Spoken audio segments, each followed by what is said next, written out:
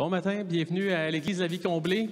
Que vous soyez avec nous ou en ligne, je prie d'abord sur vous la bénédiction. Je vous invite à nous suivre dans notre cheminement de louanges, à apporter vos louanges, justement, votre adoration.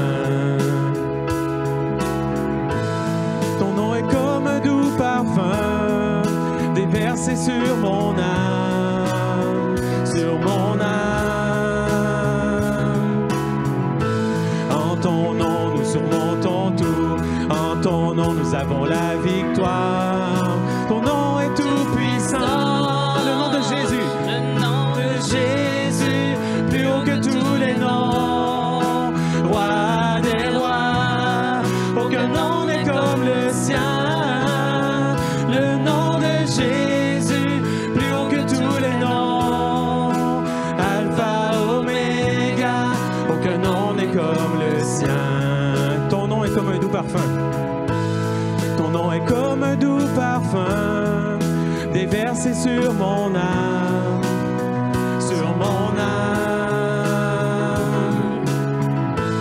En ton nom, nous surmontons tout. En ton nom, nous avons la victoire. Ton nom est tout puissant. Le nom de Jésus, plus haut que tous les noms. Roi des rois, aucun nom n'est comme le sien.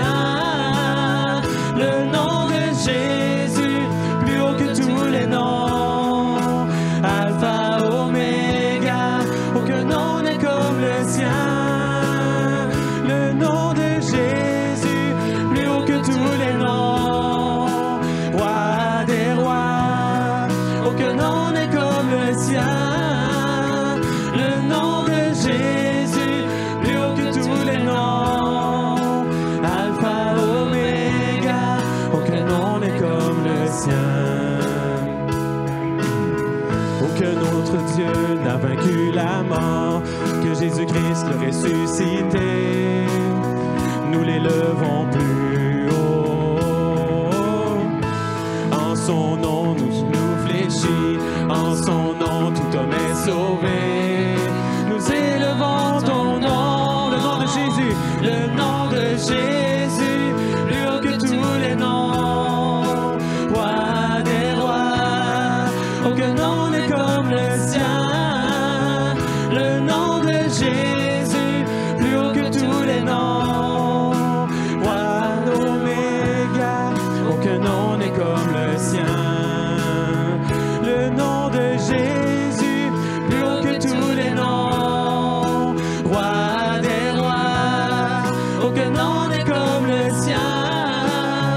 Le nom de Jésus, plus haut que tous les noms. Alpha, Oméga, aucun nom n'est comme le sien. Le nom de Jésus, plus haut que tous les noms. Alpha, Oméga, aucun nom n'est comme le sien. Oh Jésus, aucun nom n'est comme le tien. Aucun nom n'est comme le tien, Jésus.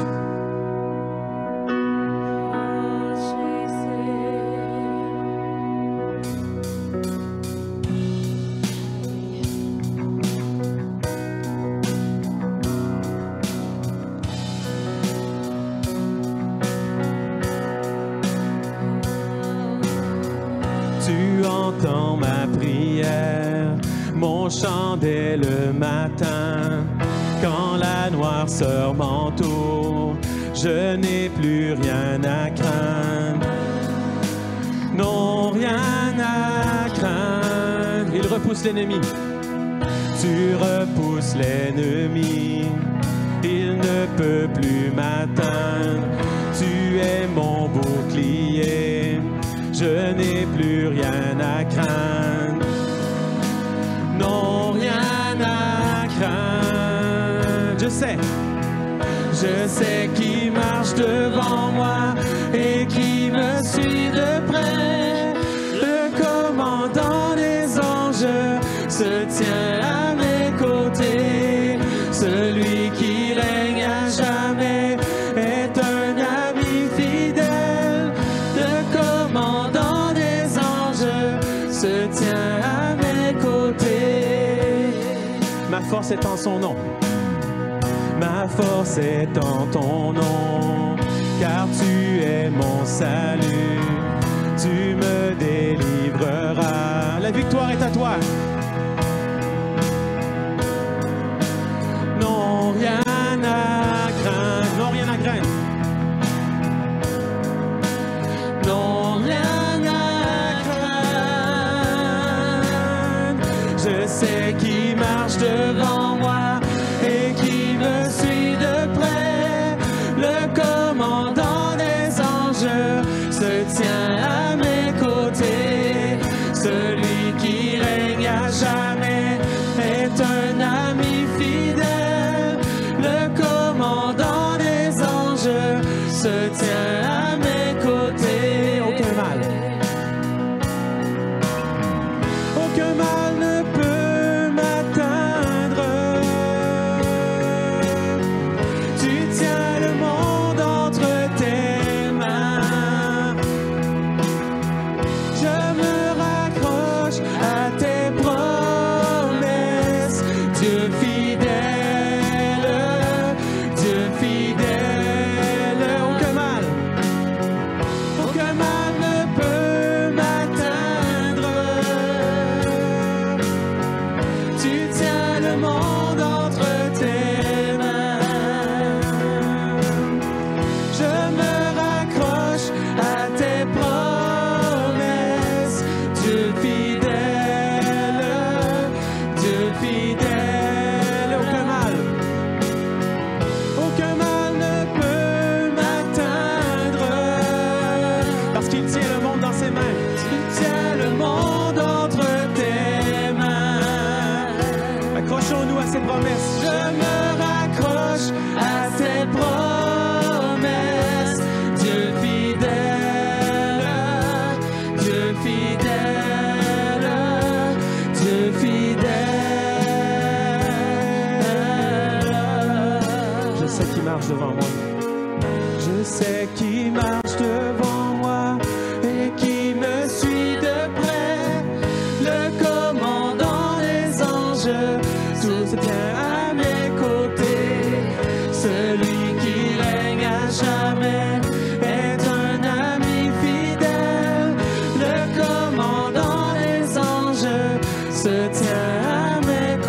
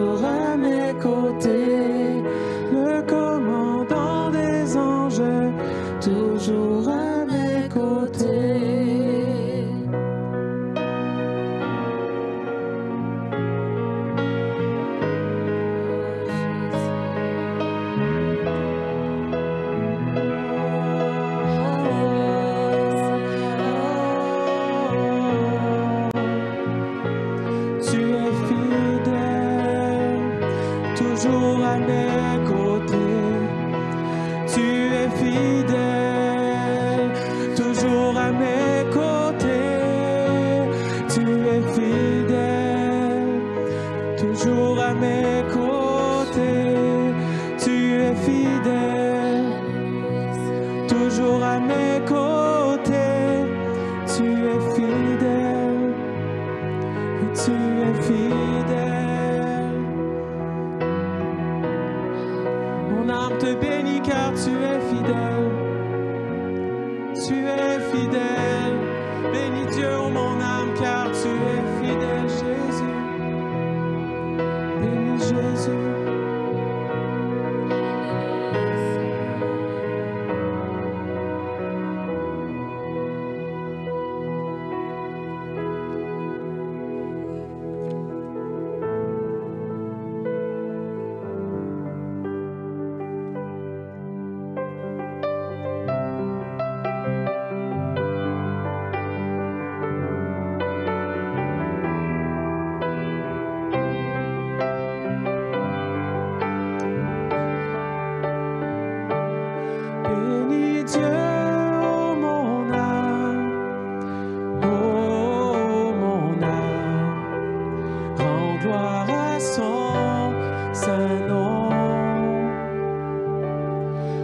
Chante comme jamais, oh mon âme, je rends gloire à son saint nom. Bénis Dieu, oh mon âme, rends gloire à son saint nom. Oh, chante comme jamais, oh mon âme, je rends gloire à son saint nom. Voici l'aurore, l'aube d'un nouveau jour. Pour toi un chant doit s'élever devant ce qui m'attend et ce qui pourrait arriver. Qu'à la fin du jour je te chante encore. Bénis Dieu, bénis Dieu, oh mon âme, rends gloire à son saint nom. Oh, chante comme jamais, oh mon âme, je rends gloire à son saint nom. Riche en bonté et lent à la colère, ton nom est grand et ton cœur est bon. Je ne cesserai de chanter tes bontés. J'ai des milliers de raisons pour louer. Bénis Dieu. Bénis Dieu, oh mon âme, rends gloire à son saint nom. Oh, chante comme jamais, oh mon âme, je rends gloire à son saint nom. Bénis Dieu, oh mon âme, rends gloire à son saint nom. Oh, chante comme jamais, oh mon âme, je rends gloire à son saint nom. Un jour viendra, un jour viendra, je n'aurai plus de force. Mon heure venue, la fin sonnera. Pourtant mon âme chantera tes louanges. Pendant des milliers d'années, oui, sans fin. Bénis Dieu. Bénis Dieu, oh mon âme,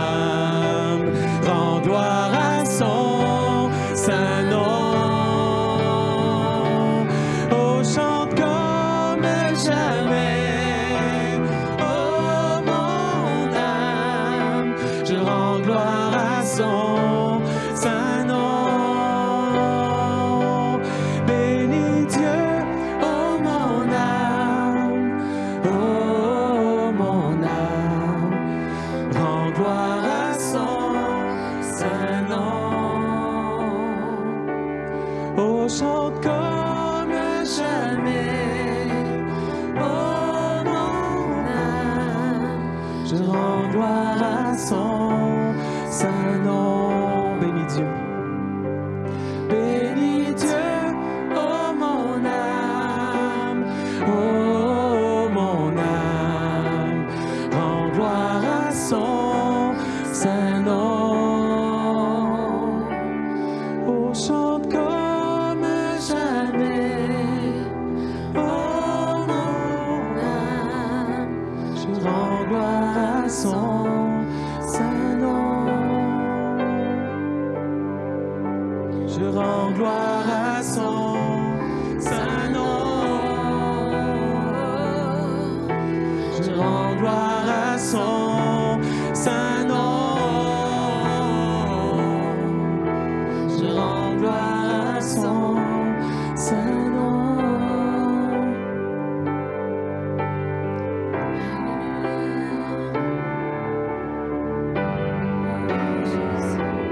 Oh, je rends gloire à son saint nom.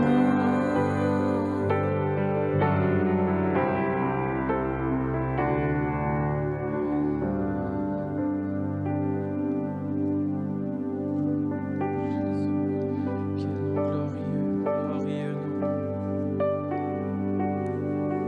Tu es digne de gloire, Jésus.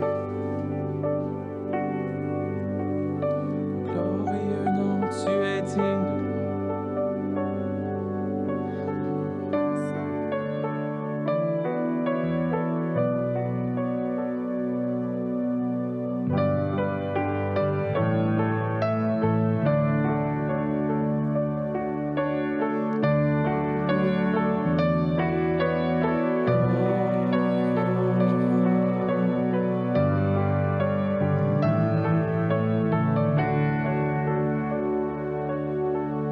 Tu t'es abaissé pour l'humanité.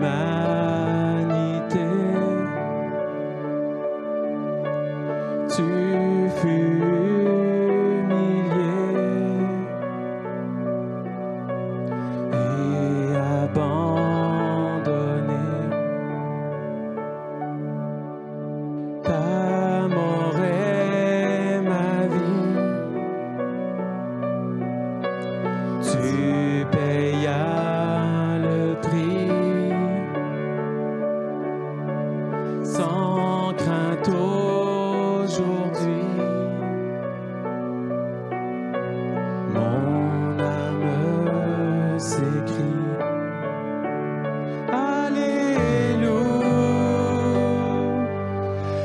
Alléluia, Alléluia,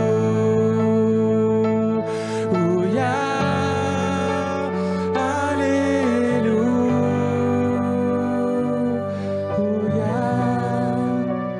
Tu es saint, tu es saint.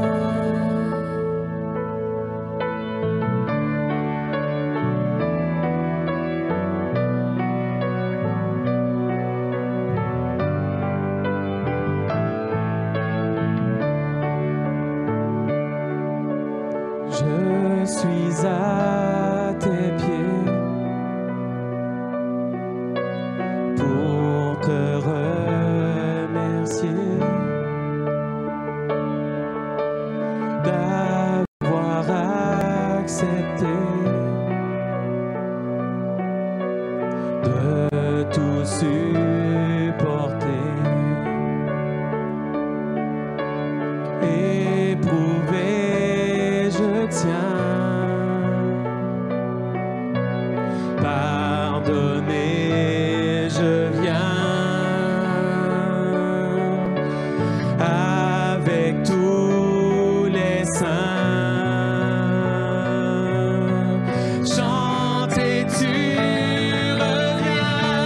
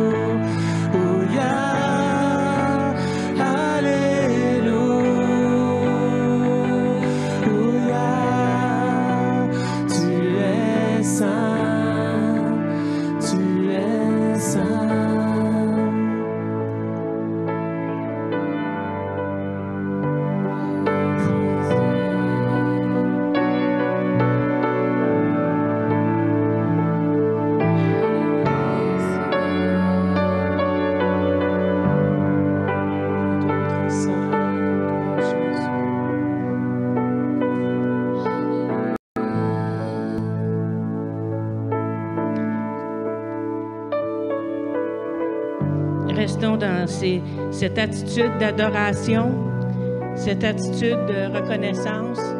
On va procéder au repas du Seigneur. Le Seigneur, vous pouvez vous asseoir. Le Seigneur nous invite à sa table ce matin. C'est bon de venir prendre un repas avec lui. Donc, ce que j'aime dans mon cœur de vous partager ce matin, c'est premièrement dans 1 Corinthiens 10, verset 16, quand il dit que la coupe de bénédiction que nous bénissons n'est-elle pas la communion au sang de Christ? Le pain que nous rompons n'est-il pas la communion au corps de Christ? Puisqu'il y a un seul pain, nous qui sommes plusieurs, nous formons un seul corps, car nous participons tous à un même pain. Donc, ce matin, la communion, c'est vraiment le partage et la participation à l'œuvre de Christ sur la croix. Et si on va à 1 Corinthiens 12, à partir du verset 23, c'est le passage que l'on prend habituellement. Mais avant, Paul, dans ce passage-là, dit qu'on doit discerner le corps de Christ. Donc, il est important que nous soyons à la différence entre le corps et le sang de Christ, pour que nous puissions vraiment profiter, saisir les bienfaits que nous avons reçus. Aujourd'hui, c'est un acte public qu'on fait, ensemble, un acte de reconnaissance. Et vous savez, la coupe de bénédiction que je viens de lire dans le passage précédent, cette coupe-là était la 3e coupe au repas du Seigneur. Et le Seigneur a pris cette 3e coupe, mais il n'a pas pris la 4e. Les coupes, la première représentait pour le peuple juif, représentait l'esclavage lorsqu'ils étaient en Égypte. La 2e coupe représentait la sortie d'Égypte, la liberté, la délivrance. Et la 3e coupe représentait les bénédictions, la reconnaissance. Elle s'appelle également la coupe de reconnaissance. Et à chaque fois qu'on prend le repas du Seigneur, on doit venir avec une attitude, un cœur reconnaissant. Parce qu'un cœur reconnaissant, c'est un cœur qui se souvient. Et nous devons toujours nous souvenir. Donc, ce corps représente le pain de vie. Et dans Jean 6, c'est dit que c'est le pain de Dieu. Et dans ce pain, il y a tous les noms de Dieu dans ce pain. Il y a le Dieu qui guérit, le Dieu qui voit et qui pourvoit, le Dieu de paix, le Dieu de puissance. Dans ce même corps, il y a également le pain de vie. Le pain de vie, c'est l'identité du Fils. Il est le pain de vie. Il est venu nous apporter une vie abondante.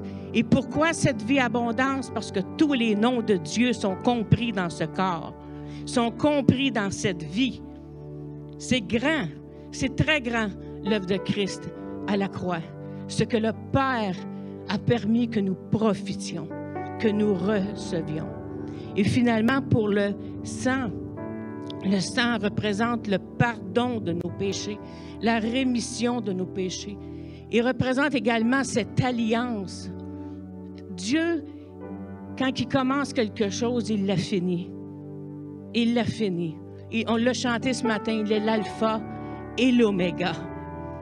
Donc, s'il a commencé quelque chose dans votre vie, soyez assurés qu'il va la terminer. Il va la terminer. Donc, c'est la rémission de nos péchés. On a été lavés de nos péchés et ça représente l'alliance. Et l'alliance représente quoi? Tout ce qui est à toi est à moi, tout ce qui est à moi est à toi. Et c'est ce que Dieu nous dit ce matin. Que j'ai donné mon Fils parce que tout ce qui est à moi est à toi ce matin. Mais tout ce qui est à toi est à moi. Donc, venons et prenons ce repas ce matin en réfléchissant à tout cela. C'est pas juste de se rappeler comme ça ou une habitude ou un rituel. C'est un temps de réflexion devant Dieu. Est-ce que vous vous rappelez tout ce qui a été fait? Donc, le verset 23 dit, « Quand j'ai reçu du Seigneur ce que je vous ai enseigné, c'est Paul qui a reçu ça. Il l'a reçu où? Il l'a reçu d'en haut. C'est certain. C'est que le Seigneur Jésus, dans la nuit où il fut livré, prit du pain et après avoir rendu grâce, le rompit. » Vous savez, Jésus, je prendrai ma communion après parce que je vais faire des dégâts. Vous savez, Jésus, quand il a rompu le pain, à ce moment-là du repas, il a demandé à Dieu de bénir ce pain. Et quand il a pris la coupe, il a remercié Dieu de la coupe. Et vous comprenez pourquoi que quand il a dit « Éloigne-moi cette coupe », c'est que la 4e coupe était la coupe de la souffrance. Et quand il a dit « Éloigne-moi de cette coupe », il dit « Éloigne-moi de cette souffrance, mais je veux faire ta volonté. Si sa volonté, je l'accepte. » Oh là là. Dieu bénit le pain et nous, on rend grâce pour le sang. Donc, vous pouvez prendre le pain. Regardez ce symbole. On sait que c'est un symbole. Hein? Regardez le pain. Prenez-le dans vos mains avant de le prendre. Regardez-le avec ce que je viens de dire. Le pain de Dieu, le pain de vie. le pain de guérison, le pain de délivrance, le pain de liberté. Le pain. Après avoir rendu grâce, le rompit et dit, « Prenez et mangez. » Vous pouvez prendre. Ceci est mon corps qui est rompu pour vous. Et on sait qu'il a été rompu par ces meurtrissures. On a été quoi? Guéris. Et la guérison implique la liberté, implique le salut, implique la délivrance, implique la vie. Faites ceci en mémoire de moi. De même, après avoir soupé, il prit la coupe. Vous pouvez soulever votre petite pellicule pour le jus. Rappelez-vous, le sang versé, c'est l'alliance que vous avez aujourd'hui. Et bonne nouvelle, cette alliance est meilleure. Elle est meilleure. Elle est meilleure. Je veux des réactions. Elle est meilleure. Cette coupe est la nouvelle alliance en mon sang. Faites ceci en mémoire de moi. Toutes les fois que vous en boirez, vous pouvez prendre et boire.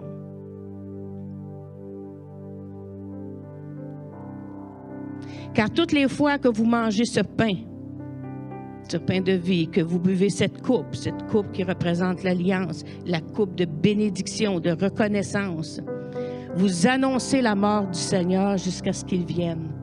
Et le repas juif se terminait par « Maranatha », le Seigneur revient. Donc, on dit tous ensemble ce matin « Maranatha », le Seigneur revient.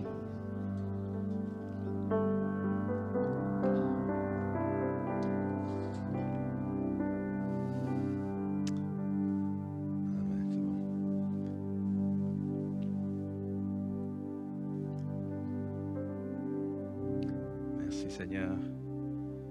Le genre de choses qu'on aime faire, qu'on veut faire, comme elle a si bien dit, qu'on ne fait pas par tradition, mais qu'il est important de nous rappeler le pourquoi. Donc, ce matin, me fait plaisir de vous souhaiter à tous et à toutes la bienvenue.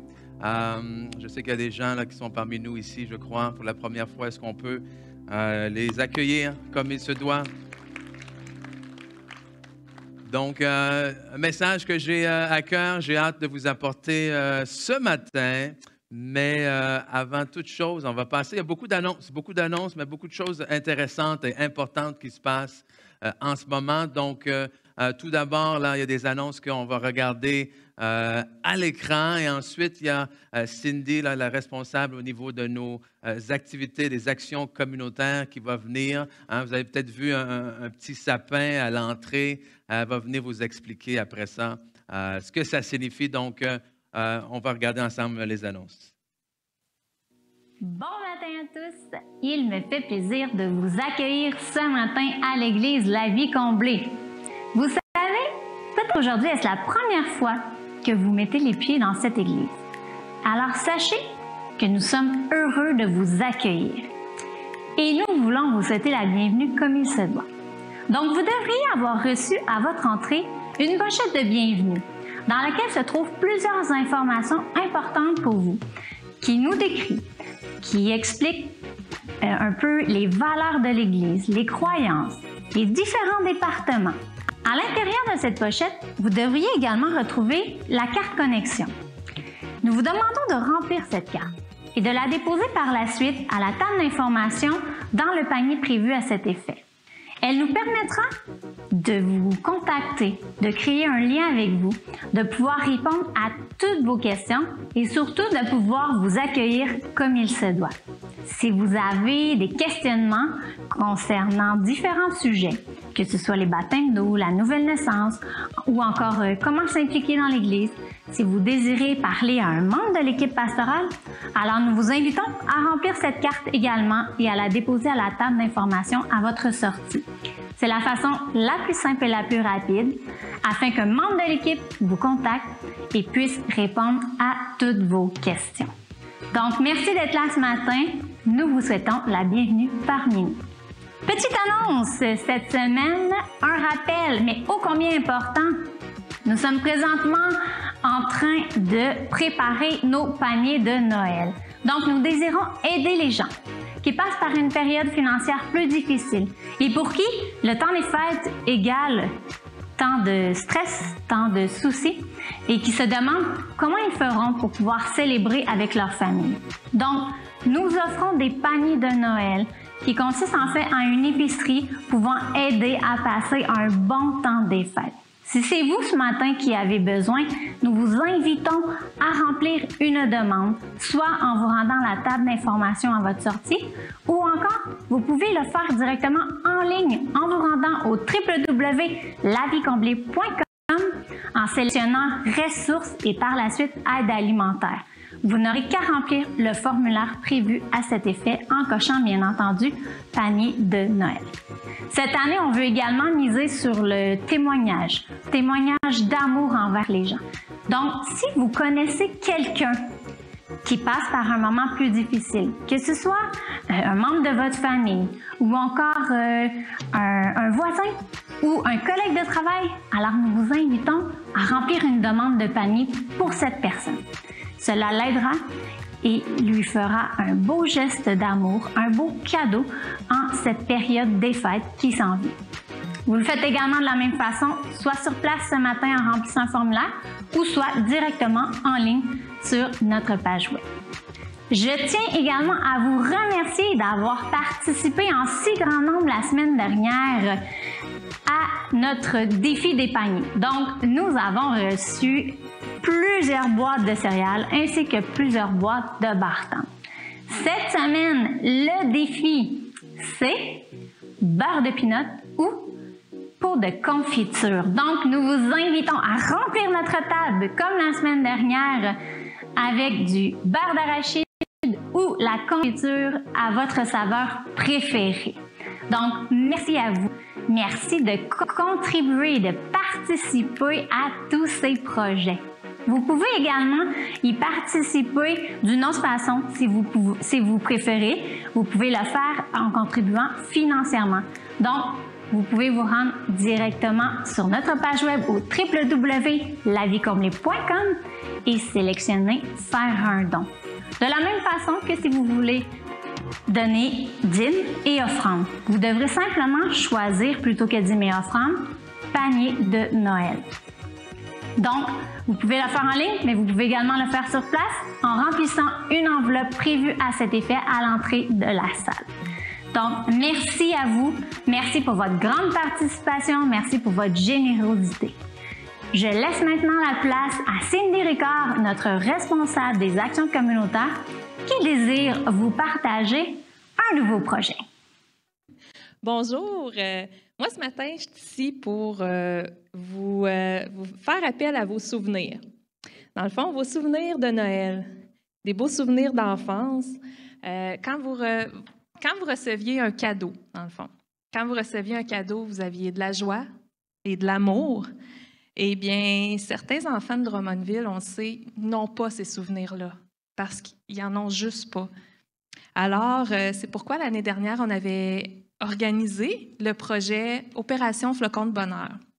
Dans le fond, ce projet-là consistait à parrainer un enfant de 0 à 15 ans qui était dans le besoin en lui achetant un cadeau de Noël. Ce cadeau, c'est sûr qu'on dit un cadeau, c'est matériel, mais c'est pas juste matériel. C'est de l'amour qu'on lui donne à cet enfant-là. C'est peut-être la seule chose qu'il va recevoir à Noël. Alors, nous, on avait décidé de lui donner cette joie, cet amour-là. Alors, aujourd'hui, c'est avec plaisir que je vous annonce qu'on commence l'opération Flocon de Noël 2021. Oui! Comment participer? Dans le fond, si vous avez à cœur de parrainer un enfant, et cette année, les enfants qu'on a sélectionnés, qui ont été sélectionnés, viennent de 2 organismes à Drummondville, dont l'Intro et la Parenthèse. On avait fait affaire avec eux aussi pour les sacs d'école, et on est revenu cette année, cet hiver, pour l'opération Flocon de Bonheur. Alors, vous avez jusqu'au 3 décembre pour choisir une carte dans le sapin de Noël qui est à l'entrée. Et puis, vous allez à la table qui est à côté, vous inscrire.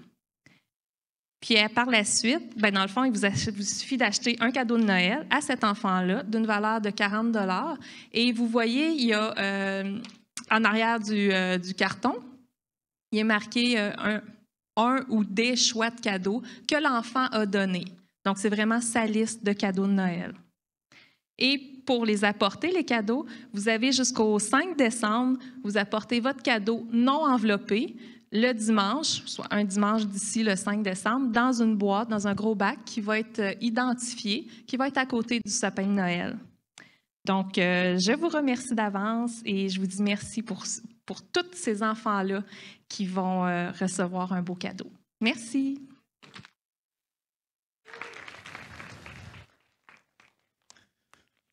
Amen, amen. Je dis, il s'en passe des choses, hein?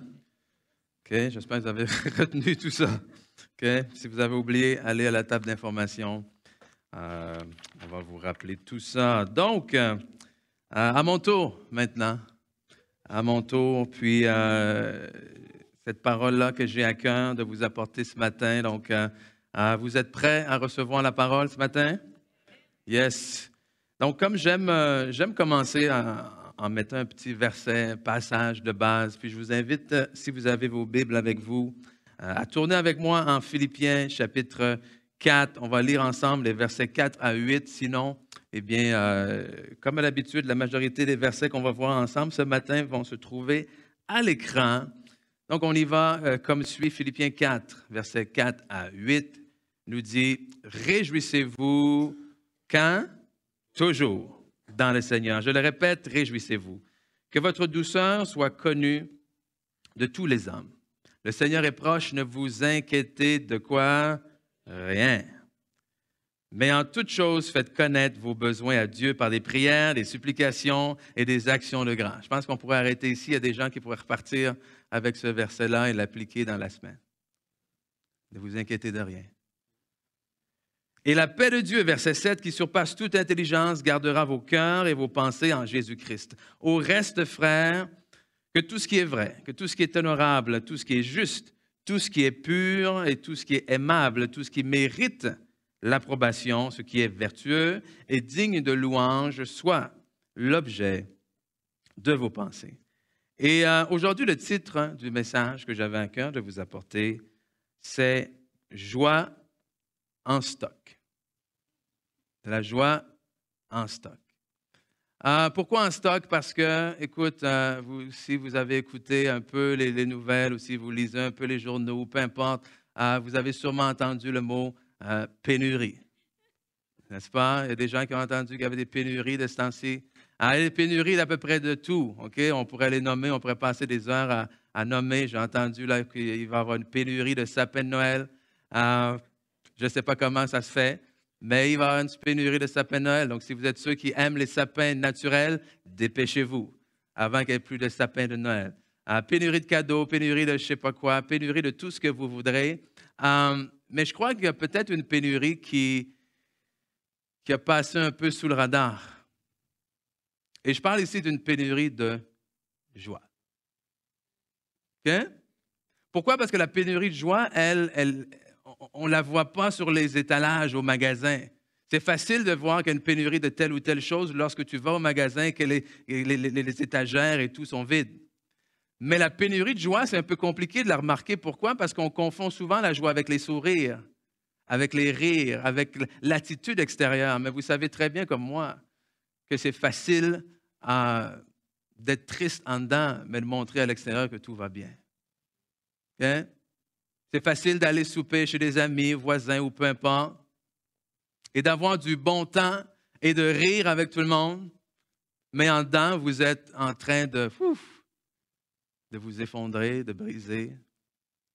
Et on n'a qu'à voir tout ce qui se passe en ce moment, dans les foyers, les couples et tout ça qui sont en train de se diviser, les familles divisées, les gens en dépression, les gens sous l'anxiété. Bref, il y a une énorme pénurie de joie en ce moment. Et vous savez, le mot pénurie, la définition simple, que j'ai trouvée, c'est quoi? C'est manque de ce qui est nécessaire. Aussi simple que ça.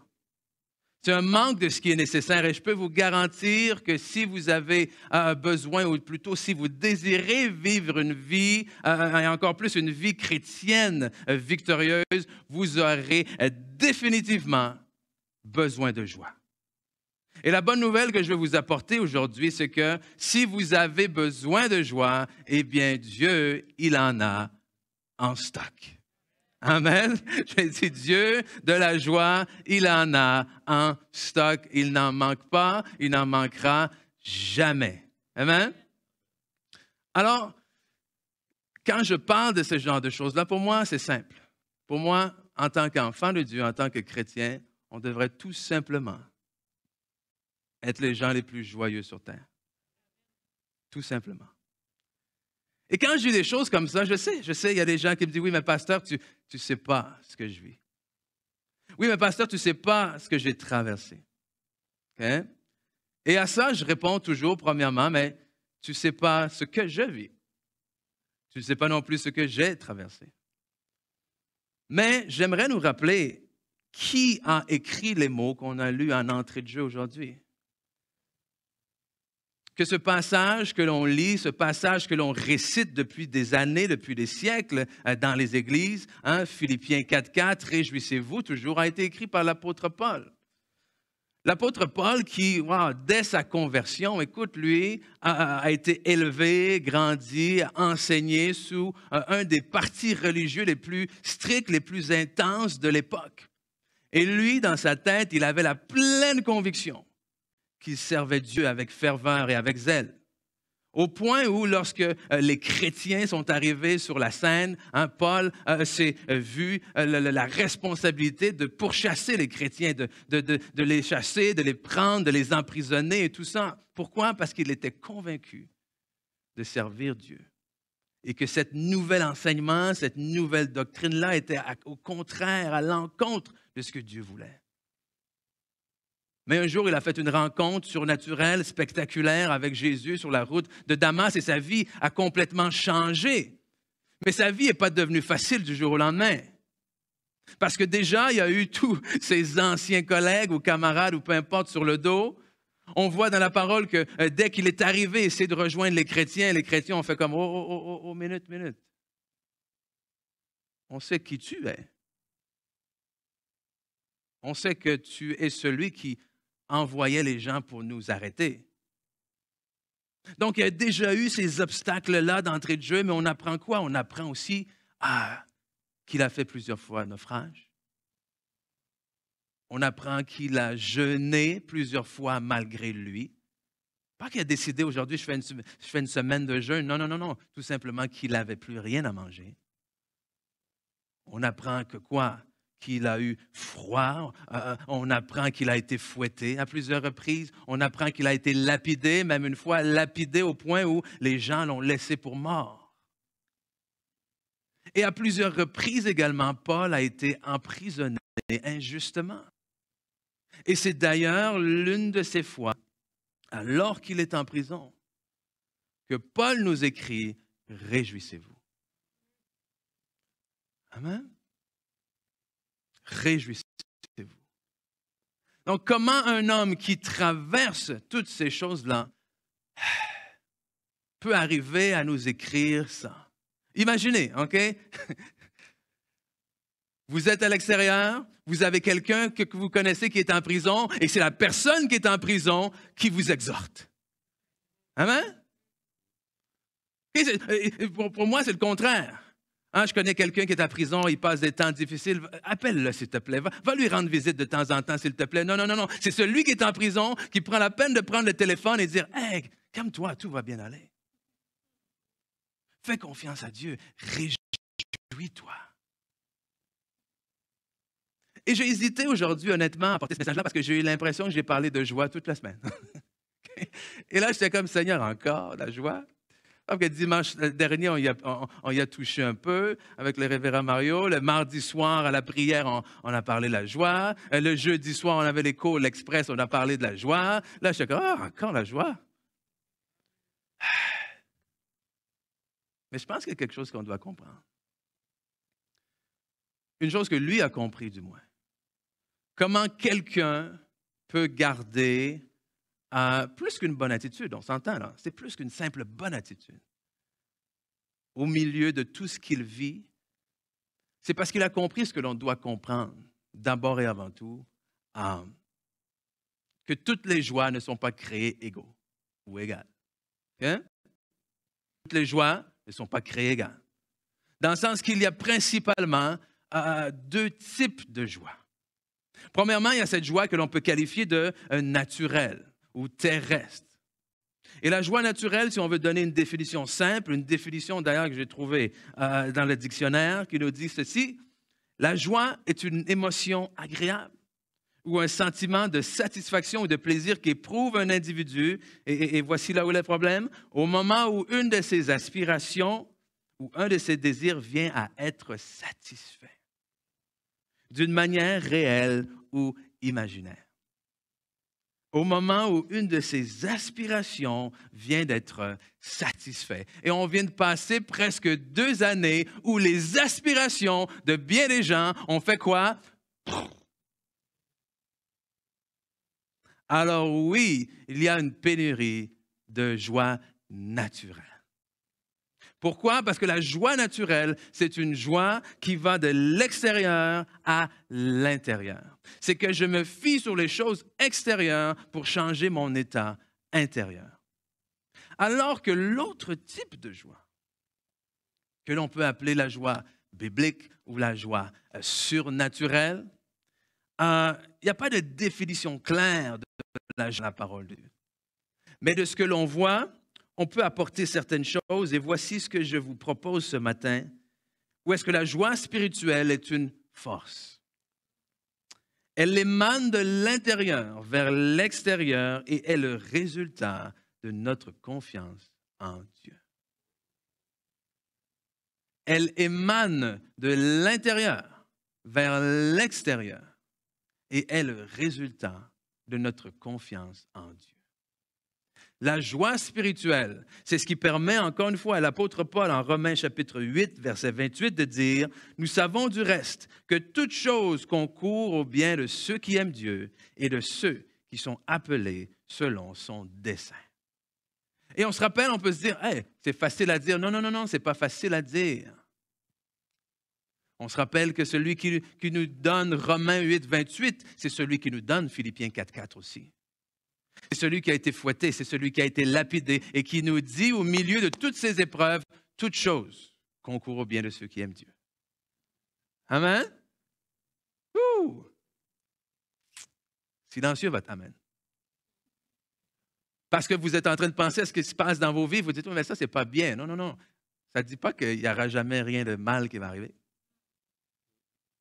Hein?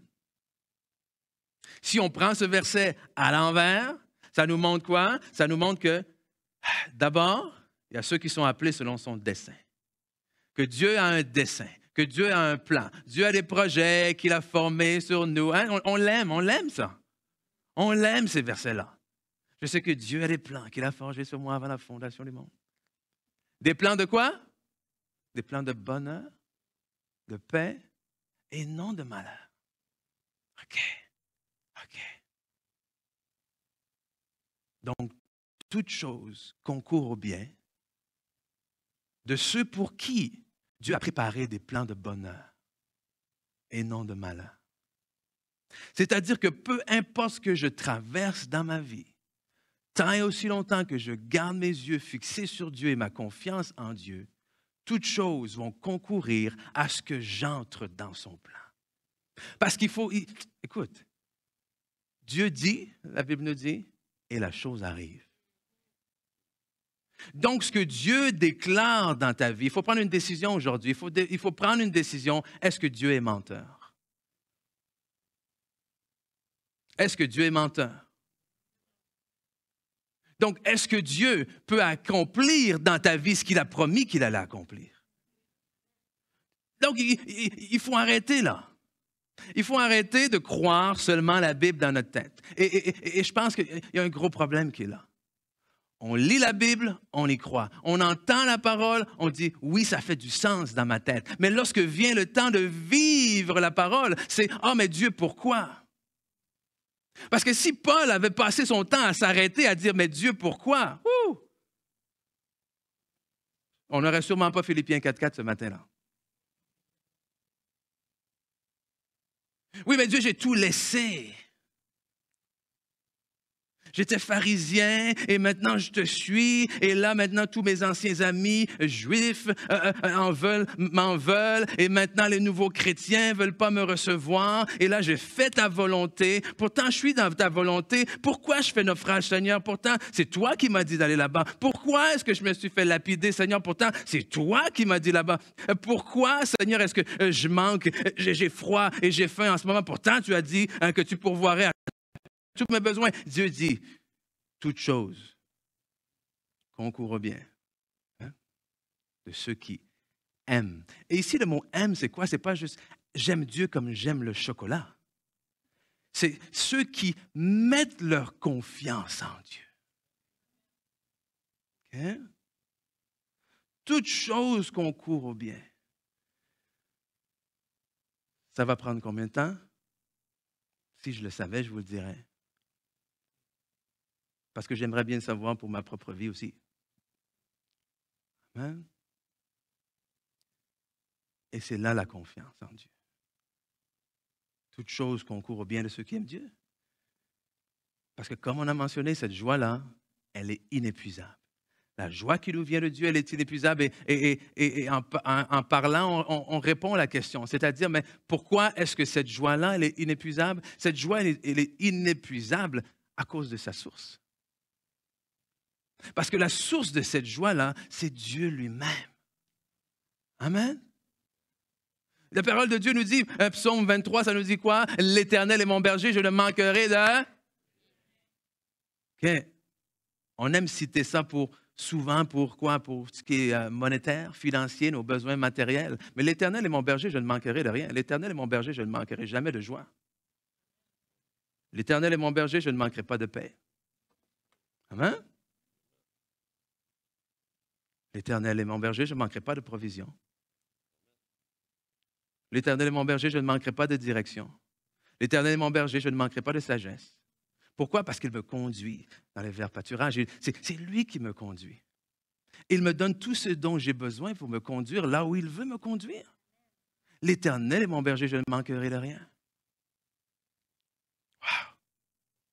Psaume 16, verset 11. Tu me fais connaître le sentier de la vie et il y a d'abondantes joies dans ta présence. Un bonheur qui est quoi? Éternel. Ouf. Un bonheur éternel à ta droite, c'est quoi? Éternel, ça finit jamais. Amen. Je mets ma confiance en Dieu. À la droite de Dieu, il y a un bonheur qui ne termine jamais. Je vous dis ces choses, Jean 15, 11, afin que ma joie soit en vous et que votre joie soit parfaite. Afin que ma joie soit en vous, comprenez? Pas la joie qui vient du monde, pas la joie naturelle, pardon. Que votre joie soit parfaite. Il faut comprendre que le mot parfait ici, pour nous, quand on entend parfait, on pense à cette perfection et tout ça, et ça y touche un peu. Mais en réalité, quand on parle de que votre joie soit parfaite, ça nous rend plutôt l'image que votre joie soit complète. Hein? Parce que le mot ici grec qui est traduit par joie signifie, écoutez bien, rempli jusqu'au bord. Compléter quelque chose, remplir au sommet alors que plus rien n'est nécessaire. Remplir au sommet pour que plus rien d'autre soit nécessaire. Donc Jésus dit, je vous ai dit ces choses afin que ma joie soit en vous et qu'avec cette joie-là, plus rien d'autre soit nécessaire, qu'il n'y ait plus rien d'autre qui manque. C'est cette joie-là qu'il veut déposer en nous. Hein? Mais pourquoi alors, pasteur, je n'expérimente pas cette joie? Parce qu'à voir certains de vos visages, ce n'est pas vraiment ce que vous expérimentez, je pense, en ce moment. Et je dis ça sans jugement, mais c'est la réalité, là. Je parle de joie, et ça n'a jamais été aussi tranquille dans l'Église.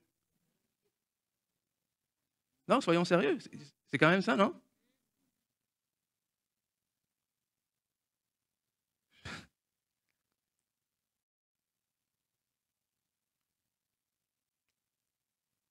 Vous vous faites voler, je vais vous le dire, là. OK? Si vous n'expérimentez pas cette joie, je ne vous pointe pas du doigt, là. Il y a une des raisons, c'est quoi? C'est qu'il faut que vous sachiez que votre joie est sous attaque. Amen? Votre joie est sous attaque. On a un adversaire, on a un ennemi, Jean 10, 10, hein? Le voleur ne vient que pour dérober, égorger, détruire. Mais la bonne nouvelle, c'est que moi, je suis venu afin que les brebis aient la vie. Et qu'elle ait en abondance et qu'elle soit dans l'abondance. Amen. L'ennemi en a après notre foi. Il veut qu'on arrête justement de mettre notre confiance en Dieu. Parce que si on arrête de mettre notre confiance en Dieu, la victoire qui triomphe du monde, c'est quoi? C'est notre foi. Et que la manière dont on triomphe du monde, la manière dont on triomphe des choses qui viennent contre nous, la manière dont on est victorieux, la Bible nous dit c'est notre foi. Mais si je perds ma joie, comment est-ce que je vais exercer ma foi? On a mentionné que la joie est une force. Vous savez comment vous vous sentez lorsque vous êtes heureux, n'est-ce pas? Y a-t-il des gens qui ont déjà été amoureux ici? OK? Oui, il y a des gens qui sont encore, oui. Oui. Moi, quand j'ai rencontré cette femme que vous avez vue à l'écran plus tôt, vous savez, quand on est amoureux, il y a des choses qu'on fait qu'on ne ferait jamais, hein? Tu es amoureux, et le contraire est vrai. Hey, quand tu es en peine d'amour, oh, ça va pas bien, là. En peine d'amour, tu ne manges pas. Tu ne dors pas. Tu as envie de rien faire. Mais c'est drôle comment, quand tu es amoureux, que la flamme est là, tu ne manges pas non plus, parce que tu n'as pas besoin de manger. Je me nourris d'amour et d'eau fraîche. Amen. Je n'ai pas besoin de dormir, parce qu'elle me garde éveillé dans ma tête tout le temps. Amen. C'est deux choses. Puis on rit. Pourquoi? Parce qu'on le sait. C'est comme ça. Puis ça ne s'explique pas vraiment, mais c'est comme ça. Un cœur joyeux est un bon remède. Mais la Bible nous dit que quoi? L'esprit abattu assèche les eaux. Hein? Un cœur joyeux est un bon remède. Quand tu es joyeux, on dirait qu'il n'y a rien qui peut venir contre toi. Cette expression-là de dire, hein, quand on est amoureux, on flotte sur des nuages, on dirait que c'est ça pour de vrai. Alors imaginez quand cette joie-là se mêle et rencontre la foi. On va flotter sur des nuages. Qu'est-ce qui sera impossible à ce moment-là? Mais l'ennemi veut nous enlever ça, attaque ça. Comment? Par toutes sortes de choses. Et des fois, il faut que je dise que des fois, l'ennemi a le dos large un peu. Okay? Dans le sens que si ton réveil n'a pas sonné ce matin, c'est peut-être pas Satan qui voulait que tu sois en retard. On se comprend? Si ton réveil a sonné, mais que tu ne t'es pas réveillé, c'est peut-être juste parce que tu t'es couché trop tard. Ce n'est pas l'ennemi qui a fait en sorte que tu restes réveillé pour que tu ne puisses pas aller à l'église et que tu manques la parole. Oh, lui, là. Non, je dis ça pourquoi? Je dis ça pourquoi? Parce que des fois, là, on lui donne beaucoup trop de crédit. On lui donne beaucoup trop de crédit. Okay?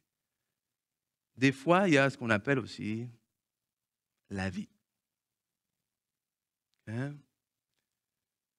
Des fois, il y a, oui, je suis arrivé en retard, j'ai manqué mon autobus.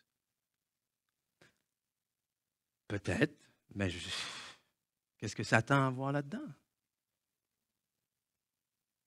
Hein?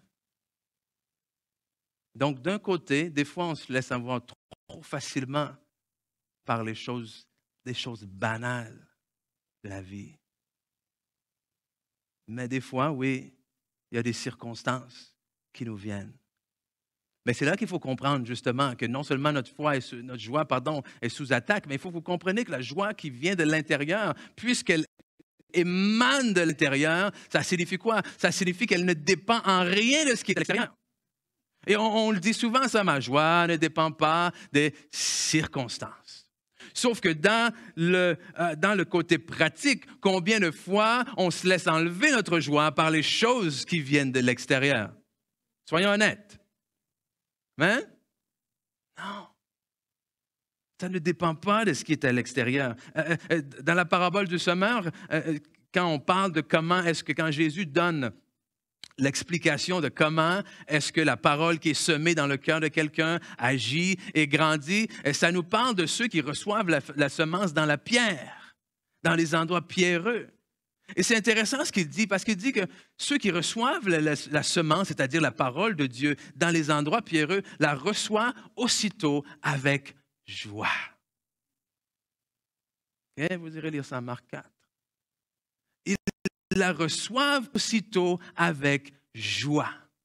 Mais, parce qu'ils n'ont pas de racine en eux, dès qu'il arrive quelque chose, amen,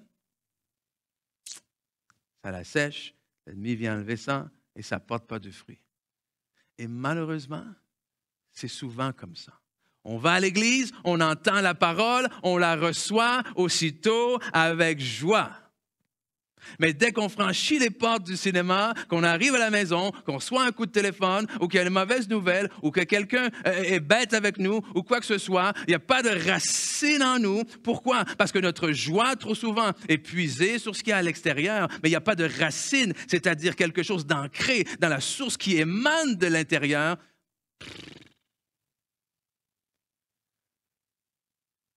Hein? Parce que trop souvent, voici, et je ne veux pas me moquer, OK? Mais c'est l'image que je viens de recevoir. Ou la vie chrétienne de beaucoup de gens, c'est ça.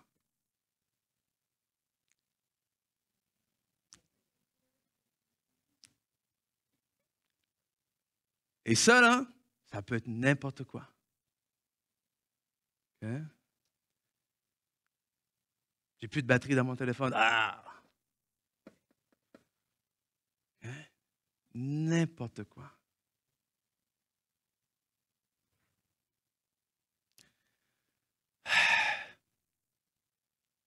C'est pas très victorieux, ça.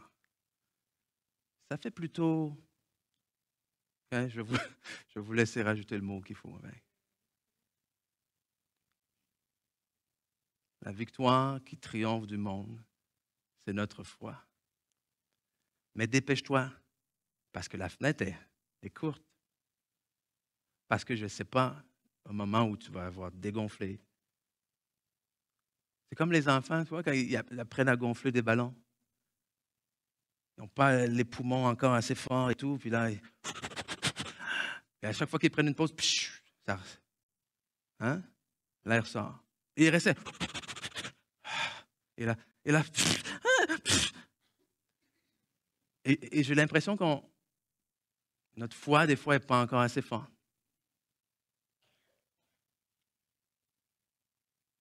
On souffle, mais dès qu'il arrive quelque chose,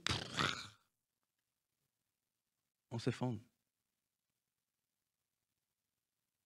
Et vous n'aimez peut-être pas l'exemple de l'apôtre Paul. Il dit, ah, ben ça, c'est Paul.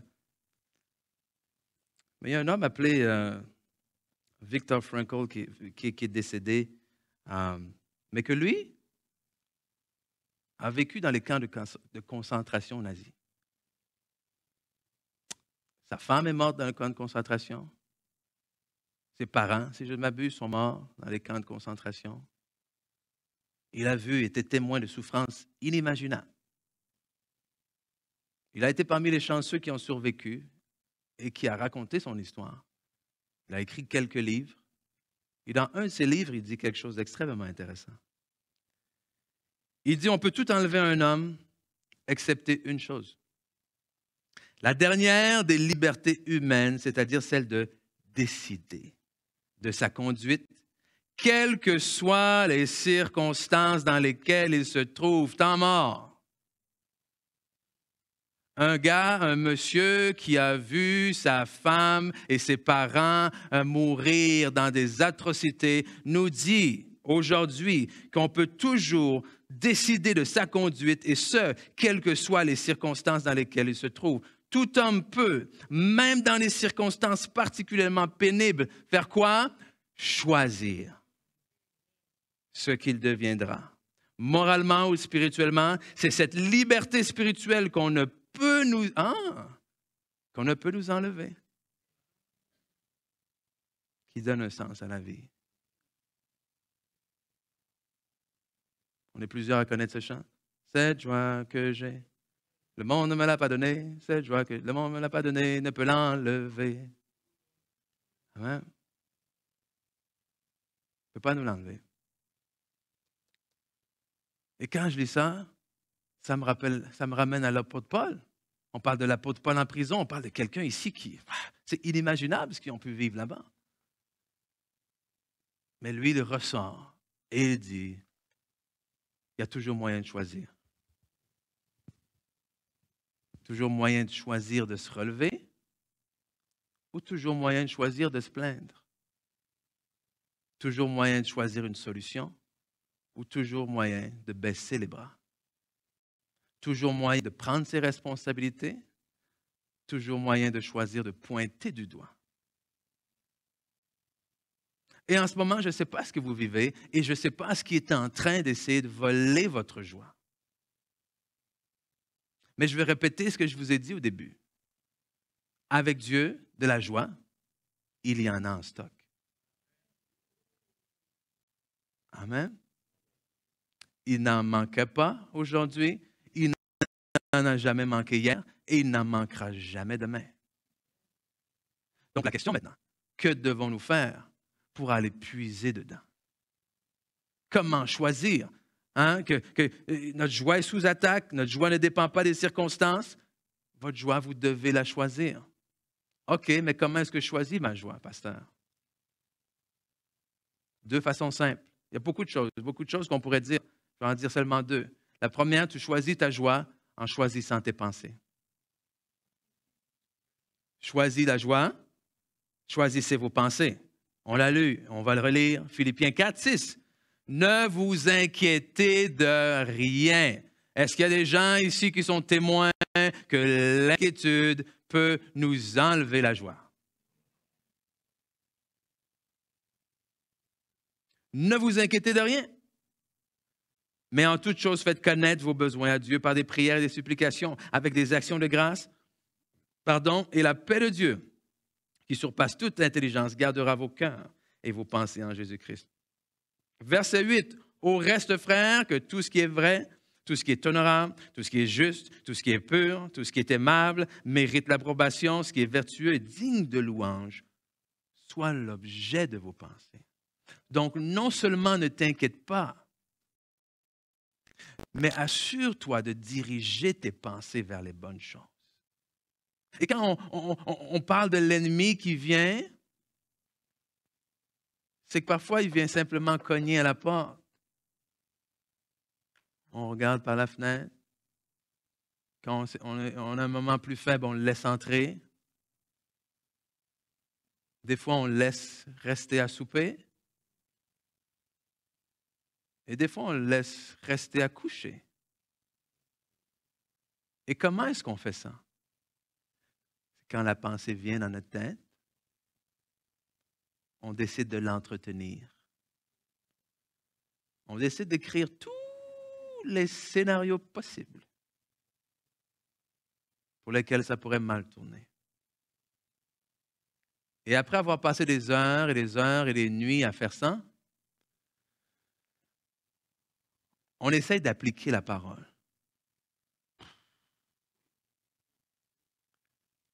Et après, on me dit, oui, mais j'ai essayé, puis ça ne marche pas.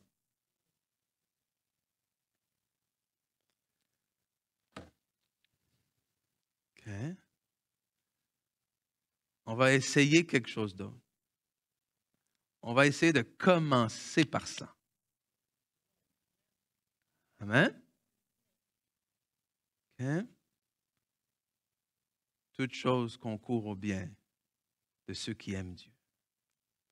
Et vous pouvez me regarder comme si je ne comprenais rien de ce que vous viviez. Mais ce n'est pas moi qui l'ai écrit, ça. Okay? Fait que quand vous arriverez à la maison, vous vous astinerez avec lui et dire oui, mais pourquoi? Okay? Comment?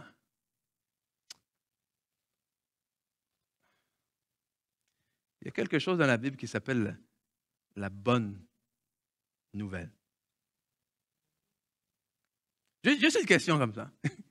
Quand vous recevez une bonne nouvelle, là, vous êtes comment? Vous êtes? Ah, OK.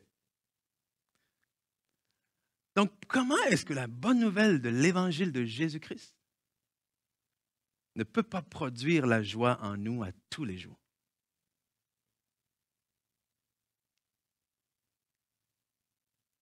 Parce que non seulement il faut choisir nos pensées, mais il faut aussi choisir Dieu.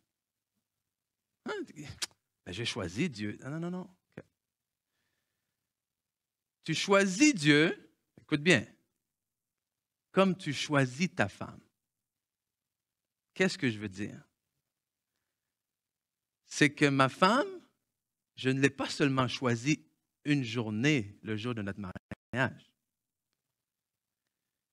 Je la choisis à tous les jours. À tous les jours, je choisis de l'aimer. À tous les jours, je choisis d'être respectueux envers elle.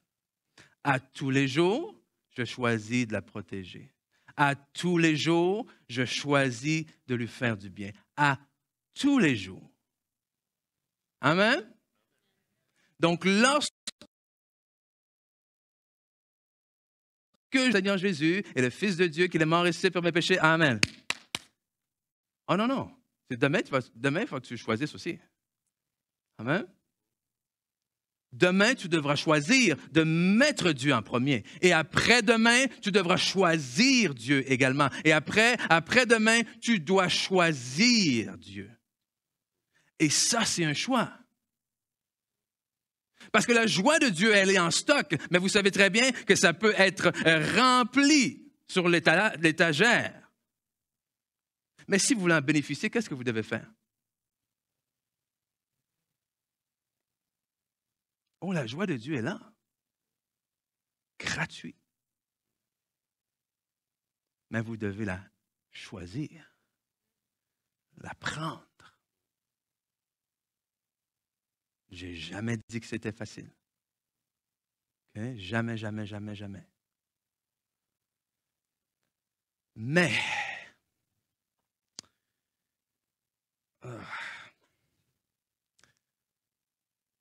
il faut à un moment donné, je trouve que des fois, donnez-moi 2 secondes, OK? Il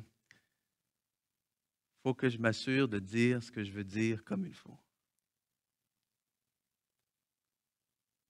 Je trouve que trop souvent, alors que nous sommes les héritiers de la bonne nouvelle, je trouve que trop souvent, on nivelle vers le bas. Je m'explique. C'est vrai que ce n'est pas facile. C'est vrai qu'il y a des situations difficiles. Mais on dirait que par défaut, on préfère parfois s'entretenir dans ce qui ne va pas et se laisser réconforter dans ce qui ne va pas, que de décider de dire, oui, je vis ça, mais il y a quand même quelque chose d'autre qui m'est promis. Amen? Donc, au lieu de me réconforter dans le plus bas, parce que, écoute, Dieu, il peut te réconforter ici, mais Dieu peut te tenir et t'élever ici aussi. Alors, il n'y a rien de mal à appeler le Dieu de consolation, parce que c'est un Dieu qui console. Mais le Dieu qui console, je pense qu'il console pour te relever. Amen? afin que tu puisses vivre ici victorieux. Mais je crois que par défaut, malheureusement, trop souvent, on nivelle vers le bas. On a un Dieu qui comprend mes souffrances. On a un Dieu qui veut me consoler. On a un Dieu qui est là, qui me prend dans mes bras. Donc, je vais rester avec ce Dieu-là.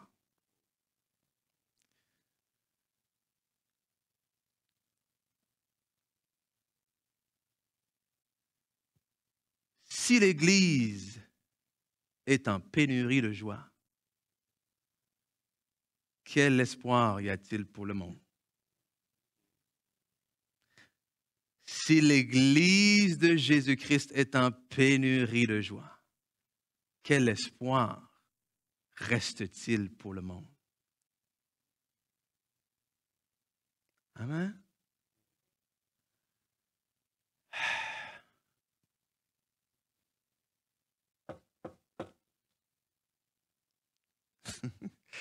Appelez l'équipe de louange, s'il vous plaît.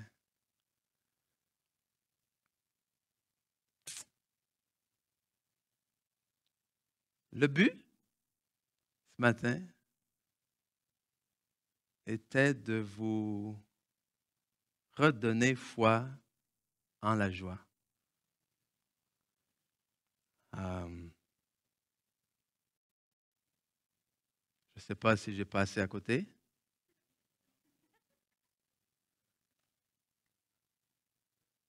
Mais je sens avoir mis le doigt sur certains bobos.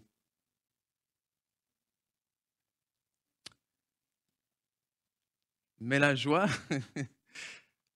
c'est beau. Amen, pasteur. Hein? La joie, c'est beau. Toutes les situations ne sont pas joyeuses. OK? Mais il y a une constante dans chaque situation que je traverse. Il y a le même Dieu. Et lui, c'est un Dieu qui est digne de ma confiance. C'est un Dieu qui est digne de ma joie.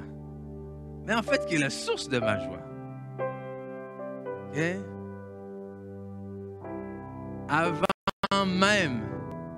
Avant même, mais tout début, j'ai déjà dit ça. Allez, tout début, avant que je rencontre le Seigneur et tout. J'ai regardé autour de moi, j'ai dit non. J'ai dit, ça ne marche pas. À quel point, j'ai réalisé à quel point les gens étaient malheureux. J'ai réalisé à quel point les gens se promenaient avec des masques, avec des façades et comment les gens étaient malheureux. Et j'ai réalisé en regardant comment les gens étaient malheureux, j'ai réalisé que j'étais aussi malheureux que tous ces gens-là. Et je me suis dit, non, ça ne peut pas être ça. Alors aujourd'hui, je suis là, pas en train de vous dire que tout est facile. Parce que tout n'a pas été facile pour moi et tout n'est pas facile pour moi. Mais je me tiens quand même devant vous en pouvant dire que je suis un homme joyeux. Est-ce qu'il y a des gens joyeux dans la salle ce matin? OK? Juste m'assurer que je ne suis pas tout seul. Amen. Une vraie joie, là. OK? Une joie que les gens qui savent à travers quoi vous traversez ne comprenaient pas que vous soyez aussi joyeux. Et vous comprenez que c'est ce genre de joie-là qui fait témoignage dans le monde. Tout le monde s'attend à ce que tu sois triste si tu perds ton emploi. Tout le monde s'attend à ce que tu sois accablé si quelqu'un t'a trahi. Tout le monde va trouver ça normal si tu es malade et que là, tu perds la bonne humeur. Tout le monde va trouver ça normal. Oh. Mais si tu te lèves à chaque matin et tu dis « Oh, Dieu est bon, bonjour ». Comment ça, Dieu est bon? Tu viens de perdre ta job. Alléluia. Toutes choses concourent au bien de ceux qui aiment Dieu. Comment? Ça, c'est pas normal. Mais c'est pas normal. Parce que c'est surnaturel. C'est une joie qui nous vient de l'intérieur et qui émane vers l'extérieur. Donc ce matin, j'ai à cœur, en terminant, on va se réjouir. OK? Il va falloir trouver un autre chant, là, hein? OK? Ouais. Parce que je leur ai dit ce matin, j'ai dit, préparez-vous, je ne sais pas. Mais là, j'ai dit, on va prier, mais on va se réjouir. Amen? On va sortir cette joie-là qui est de l'intérieur. On va se réjouir, peu importe ce qui se passe dans votre vie en ce moment, peu importe comment vous vous sentez en ce moment, on va se réjouir. Pourquoi? Parce qu'on a un Dieu qui est digne qu'on se réjouisse pour lui, qu'on se réjouisse en lui. Amen? Et comme Paul dit, il dit, réjouissez-vous comment? Réjouissez-vous dans le Seigneur. Amen? Pas réjouissez-vous à cause de ce qu'il a fait seulement, parce que c'est bien. Pas réjouissez-vous à cause de ce qu'il vous a donné, c'est bien. Pas réjouissez-vous malgré tout ce qui se passe. Réjouissez-vous dans le Seigneur. Et c'est cette joie-là. C'est cette joie-là. Ouh, vous êtes prêts, hein? Hein? Quand je veux, hey, on va se lever, là. C'est vrai? On va se réjouir. Et vous allez parler à vos situations ce matin. Vous allez parler à vos situations, à tout ce qui se passe dans vos vies, et vous allez vous réjouir. Et même quand on va chanter, c'est facile d'être joyeux parce qu'on va créer une atmosphère de joie. Amen? OK? Faut pas être dans le piège juste parce que la musique va être entraînante. Je suis pas joyeux juste parce que mes hanches bougent de gauche à droite. Okay? Je vais être joyeux parce que ce que je vais chanter va rendre témoignage à ce qui est à l'intérieur. Amen. Je vais être joyeux. Pourquoi? Parce que ce qui va sortir de ma bouche, de l'abondance du cœur, la bouche parle. Et dans vos cœurs, en ce moment, je veux qu'on chasse l'inquiétude dans le nom de Jésus. Dans vos cœurs, en ce moment, je veux qu'on chasse l'anxiété dans le nom de Jésus. La Bible dit qu'on ne peut pas rajouter un jour à nos vies à s'inquiéter. Amen. Vous avez déjà remarqué ça? Que des fois, vous avez passé des nuits blanches à vous inquiéter de quelque chose qui, le lendemain, c'est pas du tout passé comme vous pensiez. Donc, on va prendre une pause de joie ce matin, et on va focusser sur notre Seigneur. Quand vous êtes prêts, je l'avais dit.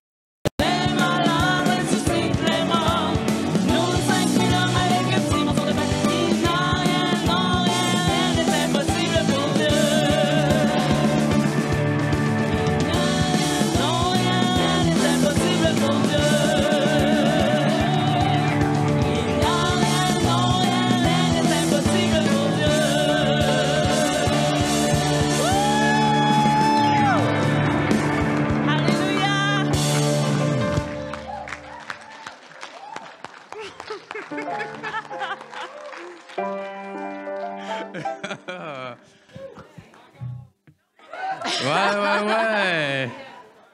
Là, j'imagine derrière vos masques des sourires, c'est ça, hein? OK, c'est bon, c'est bon. Ça fait du bien, n'est-ce pas? Et c'est là. Il faut toujours se ramener à ça. Amen. Bénis Dieu, ô mon âme. Et je termine en faisant cette prière sur vous. Que le Dieu de l'espérance vous remplisse de toute joie et de toute paix dans la foi, pour que vous abondiez en espérance par la puissance du Saint-Esprit. Je vais le redire une dernière fois. Que le Dieu de l'espérance vous remplisse de toute joie et de toute paix dans la foi, pour que vous abondiez en espérance par la puissance du Saint-Esprit. Seigneur, merci pour ta joie ce matin. Une joie qui n'est pas éphémère, parce que ce n'est pas une joie, Seigneur, qui dépend des circonstances. Ce n'est pas une joie que l'on puise à l'extérieur, Seigneur, mais c'est une joie que l'on puise à l'intérieur, que l'on puise en toi. Seigneur, je te prie pour chaque personne ici présente, parce que nous savons très bien que nous avons tous à faire avec les circonstances de la vie, avec les attaques, Seigneur, de l'ennemi. Et que parfois, oui, on peut se sentir faible. Mais la bonne nouvelle ce matin, c'est qu'alors que nous sommes faibles, nous sommes forts. Nous sommes forts en toi et nous gardons les yeux fixés sur toi. On te remercie, Seigneur, parce que tu es un Dieu fidèle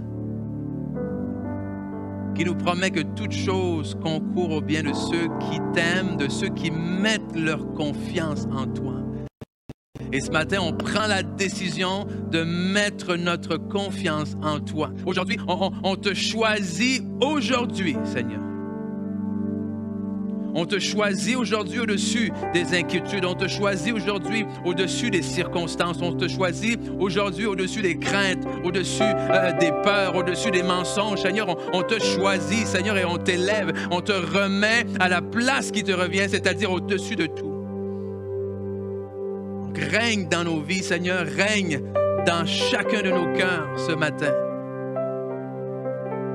Que cette joie que tu as en réserve pour nous puisse non seulement abonder dans nos cœurs, mais déborder également dans nos vies, afin qu'on puisse être des témoignages fidèles de ta joie, de ta bonté, dans le nom précieux de Jésus.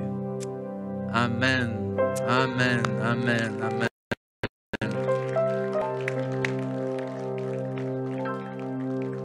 D'habitude, on dit allez en paix. Je vais vous dire allez en joie. Partez dans la joie. Que le Seigneur vous bénisse. Bonne semaine. À très bientôt. Bye bye.